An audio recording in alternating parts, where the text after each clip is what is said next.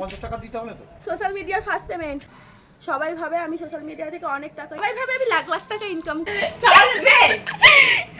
Hello everyone, সবাইকে জানাই শুভ সকাল। আমি বসবো কাজে, লাইভ করব, তো সেই জন্য বাপির কাছে আনতে এসেছি কসব।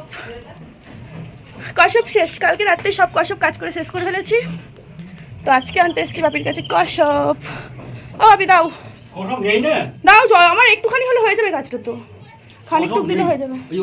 দেখো বাপি কাজ করছে সকালবেলায়, ভোরবেলা উঠে। এমনিতে আমাকে একটা করে গোটা করে লুচি দিয়ে দেয়, আমি এরকমভাবে বালতির মধ্যে ঢুকিয়ে দিই, যতটুকু কাজ হলো তারপরে বালতির মধ্যেই থাকে, এরকমভাবেই আমি কাজ করি। যেহেতু কসব এখন নেই, তো সেই হচ্ছে বাপির কাছে এই লুচিটা আছে, এই লুচি থেকে অর্ধেক তুলে নিয়ে গিয়ে কাজ করতে হচ্ছে। আর আমার অল্প একটু কসব লাগলেই কাজটা কেটে যাবে।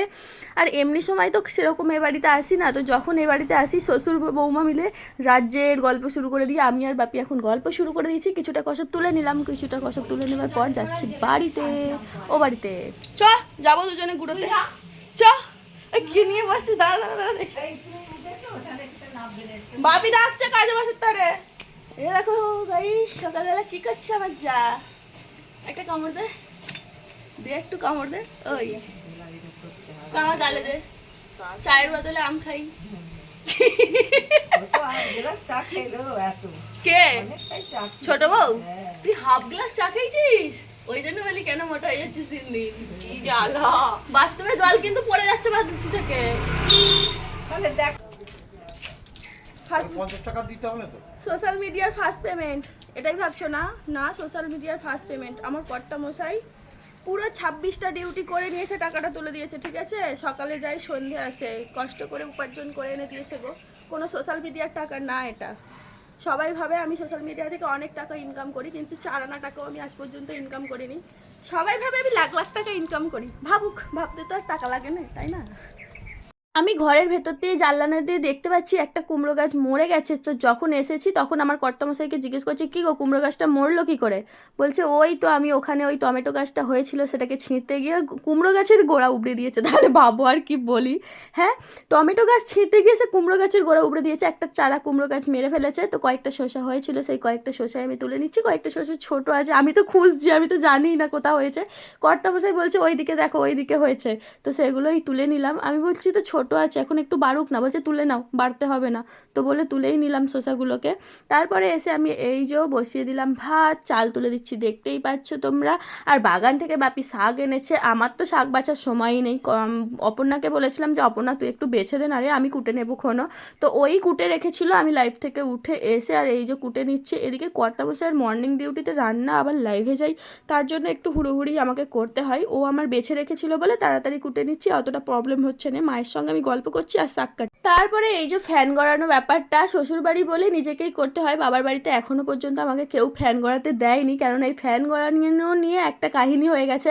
1 বছর ভাইফোঁটার সময় আমার মা সব কিছু রান্না করে ভাতটা বসিয়ে দিয়ে আর মামাদের ফোঁটা দিতে চলে গিয়েছিল, আর সেই সময় আমি ভাত নামাতে গিয়ে আমার পুরো বাঁ হাতটা ফ্যানের মধ্যে ডুবে গিয়েছিল। আমি বসে বসে কান্না করছি, আমার বাপি এসে বলছে তোর কী হয়েছে? আমি বলছি ফ্যানে হাত ডুবে গেছে। তো সেই থেকে মা, বাপি নয় মা, তারপর ঠাম্মা, যে হোক একজন ফ্যান গড়িয়ে দেয়। আমি এখনও পর্যন্ত বাবার বাড়িতে গেলে ফ্যান গড়াইনি, কিন্তু শ্বশুর বাড়ি বস, এটা হচ্ছে কি একটা প্রবাদ কথা আছে না, জমের বাড়ি নিজেকেই করতে হবে, কে আর করে দেবে, তাই না?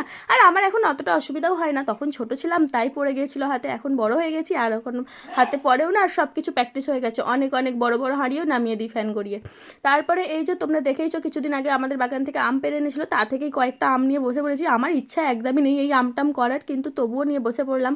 আর এই আমটা নিয়ে ভিডিও বানানোর ইচ্ছা ছিল, কিন্তু আমার আর হয়েই ওঠে না, কত কাজ করবো, ঘোড়ার ডিম ভালোই লাগে না। তো আমগুলোর আঁঠিগুলো এত শক্ত হয়ে গেছিলো কি বলি, আমি বঁটিতে কাটছি, বঁটির ওপরে বসে আছি, বঁটি হড়কে চলে যাচ্ছে।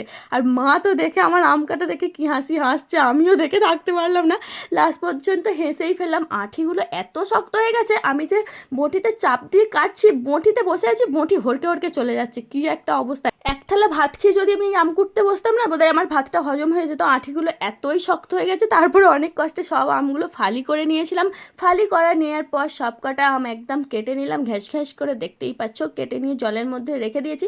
আর আগে তোমরা দেখেছো আমার আগের ভিডিও আমগুর করা আছে, তো এই আমগুলোকে আমগুর করার আমার কোনো ইচ্ছা নেই। তো আমি আঠিগুলো আর খোলাগুলো ফেলে দিচ্ছি, নাহলে ছোটো সোনা এসে গোটা ঘরদোর ময় ছড়াবে, সঙ্গে সঙ্গে না করলে ওইগুলো নিয়ে ছড়িয়ে গোটা বৃন্দাবন বানিয়ে দেবে। তারপরে এই যে একটু নুন হলুদ নিয়ে মাখিয়ে দিলাম, এইগুলোকে হচ্ছে আম কাসন্দি বানাবো। তো সেই জন্যই এগুলোকে নিয়ে ছাদে চলে এলাম। ভাইরে ভাই 5 মিনিট ছাদে আছি, যেন মনে হচ্ছে আমি এখানেই মাথা ঘুরে পড়ে থাকবো, এত গরম ছাদের ওপরে। তো কোনো রকমে খালি ছাদ থেকে নেমে যেতে পারলে বাঁচি, এরকম করছিলাম তাড়াহুড়ো করে। এমনিতেই রোদ্দুর মাথায় পড়লে আমার ভীষণ মাথার যন্ত্রণা হয়, তো কয়েক সেকেন্ডের মধ্যেই দিয়ে দিয়েছিলাম তাড়াহুড়ো করে। এবার যাবো স্নান করতে, স্নান করলে যাবে তো শান্তি হবে। এতক্ষণ তোমরা যারা আছো আমার সাথে অসংখ্য ধন্যবাদ। জয় গুরু, এখনকার মতো টাটা।